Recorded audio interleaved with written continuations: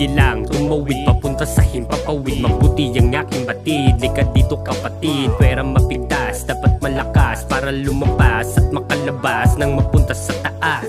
Dami mong nilistang hinaing, sa kahirapan ng buhay ginawa ay darating. Utak dapat makinig, iwasan ng panginginig. Kahit tumanig, tibay ng sarili ang titindig ng tuwid. Sinubok lang ng panahon, di para mabaon. Mahina ang nakaraan, mas tumatag ngayon. Walang sinayang, nilagay lahat sa garapon. Malabalon, sige talon, may sasalba para umahon-ahon lang. Sige lang abang, kahit may hadlang. Dahan lang, balanse lang, huwag papailang. Kahit na ilang unos sa pag-akyat lumausdo. Subok lang ng subok tol, alam mo na ang kasunod. Paganahin din ng isip, huwag palaging katawan. Ang sarili ay akayin sa simpleng kaalaman. Lagi mo lang tandaan at laging panindigan. Pagiging masayahing tao, iyong pangatawanan. Kapag dumating man yung araw na sa dilim may kumapatiwala mo sa iyong sarili, ay wag sanang mawala. Isipin mo lahat ng bagay ay merong katapusan. Problema at pagsubok ay kayang-kaya solusyonan. Di man ganun kabilis proseso na pagdadaanan. Importante ang loob mo ay hindi panghihinaan. At kahit alam mo na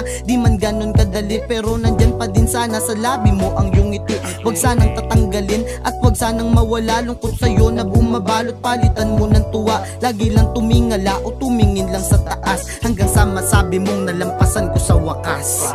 Sa dami ng pagkakamaling kadalasan ng tinantusan, na bumukol sa bunbunan, suntok sa ban ng aking sikong gatasin ng sarili. Sa kada pagpili ay paggiti na lang ang libre. Kung tulukan man ibatala ang pahina ng ating kwento, at ang nilalaman ng teksto ay ang paggapang at tumayo. Maglakbay papalayo, tumakbo maging malaya, hanggang sa abutin ka ng tala. Dahil tayo ay tao lang din naman na may takdang aralin sa mundong puno ng katanungan. Kalungkutan, kasiyahan, sa barong at salamin, na bintanan na sumalamin sa iyong huling tahanan. Kung tuksuhin ka man ang tagdanas sa mga sala, pagtanong mo sa likod ng tala ang pagpanaw ang huling tagpuan. Ang kasiyahan ang tunay na kayamanan sa loob ng ataol, saan ikaw ang pinaglalamayan.